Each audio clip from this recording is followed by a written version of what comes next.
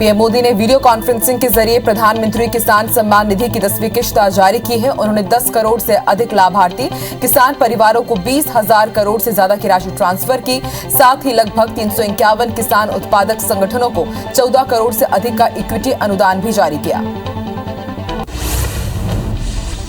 कार्यक्रम को संबोधित करते हुए पीएम मोदी ने कहा कि आज हमारी अर्थव्यवस्था की विकास दर 8% से भी ज्यादा है। भारत में रिकॉर्ड विदेशी निवेश आया है।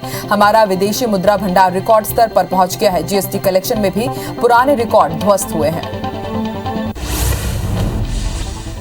जम्मू के वैष्णो देवी मंदिर में भगदड़ मचने से 12 श्रद्धालुओं की मौत हो गई है। वहीं 15 लोग घायल हो गए हैं। बताया जा रहा है कि घटना रात 2 से 3 बजे के बीच हुई है, जहां नए साल में दर्शन करने के लिए लोगों की भीड़ जुटी थी और देखते ही देखते अचानक भगदड़ मच गई।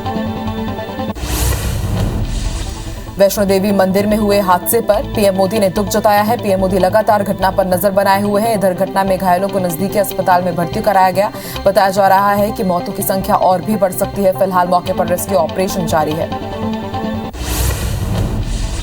पीएम मोदी ने हादसे में मारे गए श्रद्धालुओं के परिजनों के लिए राहत राशि देने का ऐलान किया। कटरा हादसे में मृतकों के परिवार को 2-2 लाख रुपए की सहायता राशि दी जाएगी। साथ ही घायलों को 50-50 हजार रुपए दिए जाएंगे। वहीं जम्मू कश्मीर के उपराज्यपाल भी मृतकों के परिजनों को 10 लाख रुपए और घायलों को 2 लाख रुपए देने का ऐलान कर चुके हैं। कटरा हादसे के बाद जम्मू कश्मीर के उपराज्यपाल मनोज सिन्हा ने जांच कमेटी गठित की। हादसे को लेकर अब प्रशासन पर कई गंभीर सवाल खड़े हो रहे हैं। आखिर कोरोना काल में इतनी भीड़ कैसे जुट गई और भीड़ जुटी तो सुरक्षा के इंतजाम क्यों नहीं थे। बता दें कि कटरा हादसे में अब तक 12 लोगों की मौत हो चुकी है।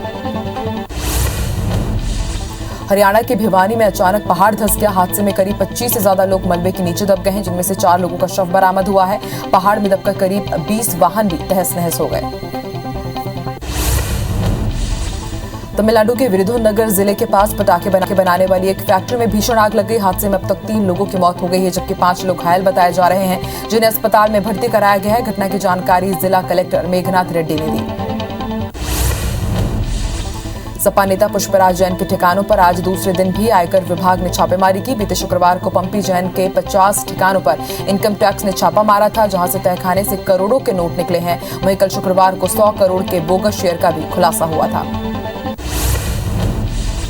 सपा प्रमुख और पूर्व मुख्यमंत्री अखिलेश यादव ने सपा नेताओं के ठिकानों पर हाल ही में हुई छापेमारी को लेकर सरकार पर तंज कसा है। चुनाव प्रचार के दौरान अखिलेश यादव ने कहा कि बीजेपी को छापा समाजवादियों के घर पर मारना था और छापा अपने यहां मार दिया।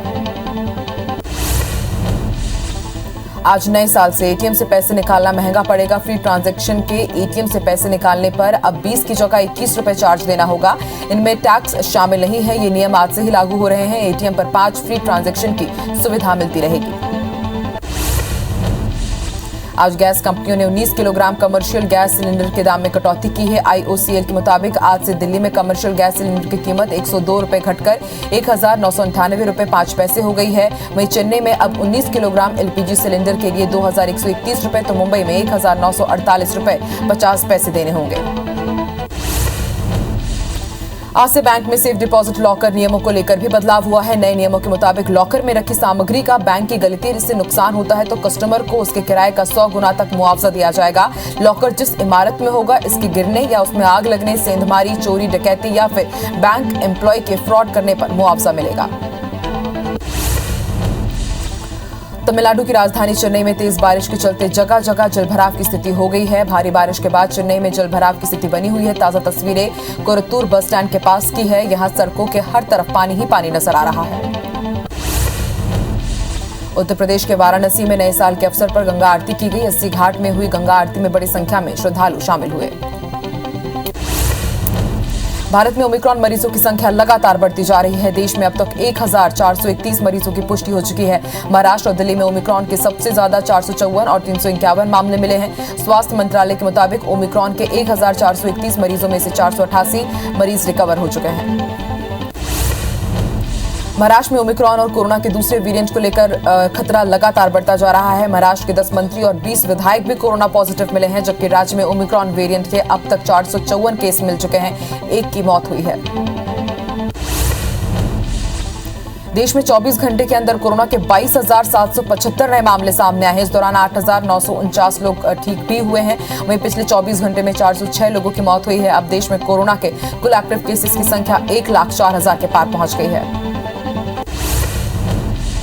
वहीं देश में वैक्सीनेशन का आंकड़ा 145 करोड़ 20 लाख को पार कर गया है, जिसमें 84 करोड़ 64 लाख से ज्यादा लोगों को पहली डोज और 60 करोड़ 55 लाख से ज्यादा लोगों को दोनों डोज लग चुकी है। वहीं मध्य प्रदेश में 10 करोड़ 23 लाख और छत्तीसगढ़ में 2 करोड़ 98 लाख से ज्यादा लोगों ने कोरोना की वैक्सीन लगवा ली है। दुनिया भर में कोरोना की इस नई लहर के बीच भारत ने एक बार फिर से अफगानिस्तान की मदद की है। भारत ने नए साल पर अफगानिस्तान को कोरोना वैक्सीन की 5 लाख खुराक सौंपी है। भारत सरकार के मुताबिक अफगानिस्तान को कोरोना वैक्सीन की ये खेप काबुल स्थित इंदिरा गांधी अस्पताल में सौंपी गई। नए साल के मौके पर आज से 15 से 18 साल के आयु के किशोरों के लिए कोविड टीकाकरण रजिस्ट्रेशन की शुरुआत हो चुकी है। केंद्रीय स्वास्थ्य मंत्री मनसुख मंडाविया ने बताया कि टीकाकरण के लिए कोविन पोर्टल पर रजिस्ट्रेशन शुरू कर दिया गया है। मध्य प्रदेश में कोरोना मरीजों की संख्या तेजी से बढ़ रही है। बीते 24 घंटे में प्रदेश में 77 नए मरीज मिले हैं। इंदौर में सबसे ज्यादा 43 नए मरीज मिले हैं।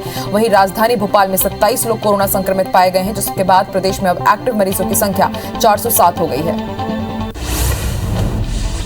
छत्तीसगढ़ में भी कोरोना संक्रमण तेजी से फैल रहा है। बीते 24 घंटे में प्रदेश में 190 नए कोरोना मरीज मिले हैं। बिलासपुर जिले में 43 और रायगढ़ में 32 नए मरीजों की पहचान हुई है। प्रदेश में एक्टिव मरीजों की संख्या बढ़कर 769 हो गई है। आज से नववर्ष की शुरुआत हो चुकी है। इस मौके पर छत्तीसगढ़ के सीएम भूपेश बघेल ने प्रदेशवासियों को नववर्ष की बधाई दी। साथ ही रायपुर के गांधी मैदान पहुंचकर उन्होंने नए साल पर मजदूरों को मिठाई खिलाई और कंबल भी बांटे। सीएम भूपेश बघेल ने नए साल में मजदूर वर्ग को बड़ी सौगात दी है। उन्होंने भगिनी प्रसूति सहायता योजना में सहायता राशि 10,000 से बढ़ाकर 20,000 करने की घोषणा की है। मुख्यमंत्री ने नए साल के पहले दिन की शुरुआत मजदूरों के साथ की। धमतरी पुलिस विभाग में पदस्थ 67 पुलिसकर्मियों की पदोन्नति हुई है। सभी कर्मचारियों को एसपी प्रफुल्ल ठाकुर ने स्टार लगाकर शुभकामनाएं दी। बता दें कि जिला पुलिस विभाग में पदस्थ 23 प्रधान आरक्षक पदोन्नत होकर एएसआई और 44 कांस्टेबल को हेड कांस्टेबल की पोस्ट दी गई है। खंडवा सांसद ज्ञानेश्वर ने ताप विद्युत परियोजना सिंगाजी थर्मल पावर प्लांट का निरीक्षण किया। इस दौरान सांसद ने प्लांट में कोयले की आपूर्ति और विद्युत उत्पादन के बारे में जानकारी ली। बता दें कि इस परियोजना में 2520 मेगावाट बिजली का उत्पादन होता है। बलरामपुर जिले के Swami Atmanand English medium school में नए साल के पहले दिन मध्याह्न भोजन की शुरुआत की गई। इस दौरान स्कूल प्रबंधन और पालकों ने अन्नपूर्णा माता की पूजा की, जिसके बाद बच्चों के साथ पालकों और शिक्षकों ने भी भोजन किया।